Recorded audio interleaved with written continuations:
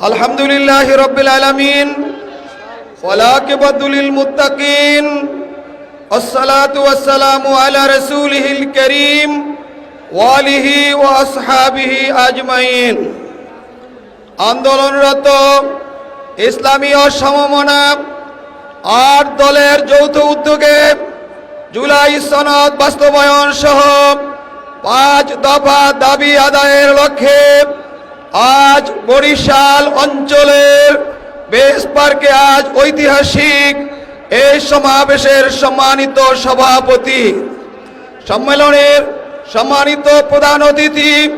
বিভিন্ন জেলার সম্মানিত নেতৃবৃন্দ, কেন্দ্রীয় নেতৃবৃন্দ, আমার সামনে উপস্থিত বরিশাল বিভাগের তৌহিদি জনতা সহ সকল পর্যায়ের সম্মানিত সুধী মণ্ডলী, সংগ্রামী ভাইয়েরা আমার, আমরা জানি দেশ স্বাধীন হয়েছে ৫৪ বছর হয়েছে। যেদিন স্বাধীনতার সেই সংগ্রামে ঝাঁপিয়ে পড়েছিল একটি সোনার বাংলা,